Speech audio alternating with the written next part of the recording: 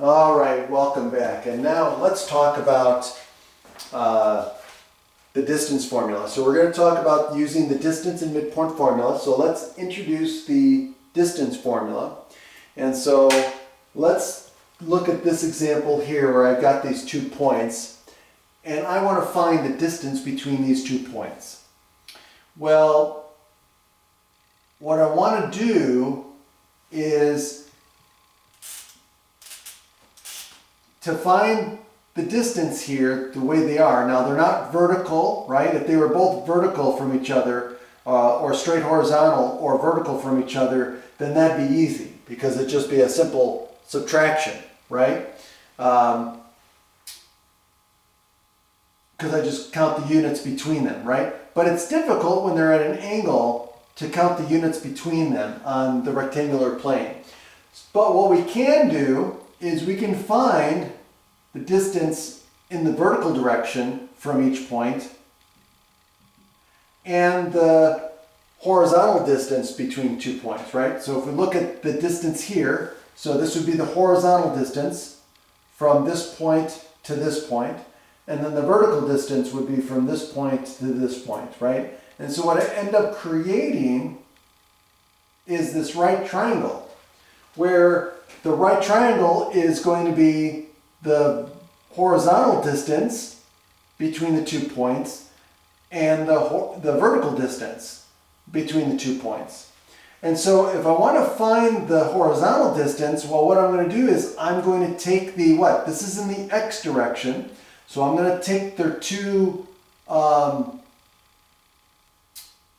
x coordinates and I'm going to subtract them, right? Distance. I'm going to subtract the distance between the 2 horizontal distances. Now, the thing is the distance has to be positive, so I'm going to take the absolute value. So in this case here, I'm going to take the absolute value of, let's say, 1 minus 4. Right? So I'm going to take the absolute value of 1 minus 4. So that will give me the horizontal distance. Now, if I do the same thing with the y coordinates, I'm going to find the vertical distance. So I'm going to take the absolute value of 5 minus 9.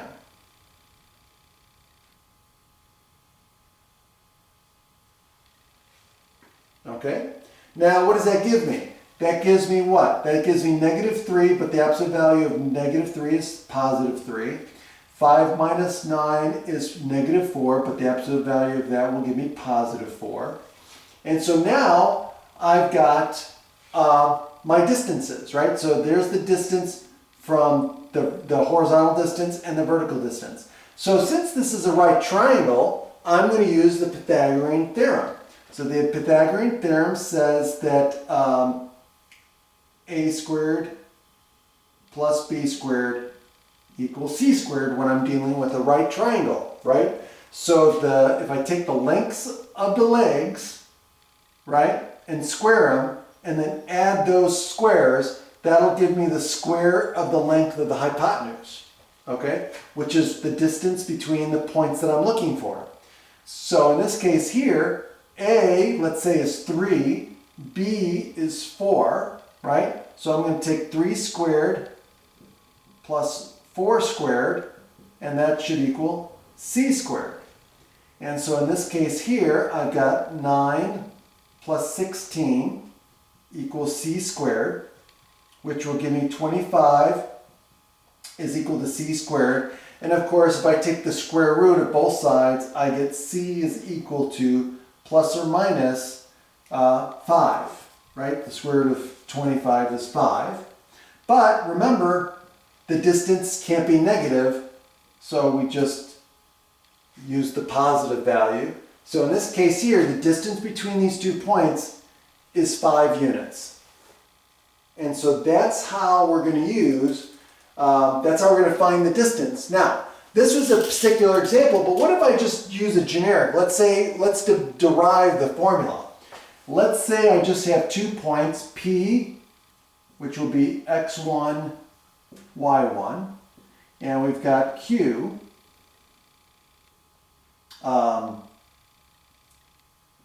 x2 comma y2.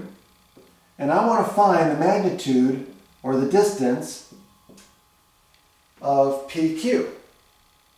Well, let's do the same thing, right? So let's say that, okay, the vertical distance, or the horizontal distance rather, right? So if we use the horizontal distance, that's going to be the absolute value of what? Let's do x2 minus x1.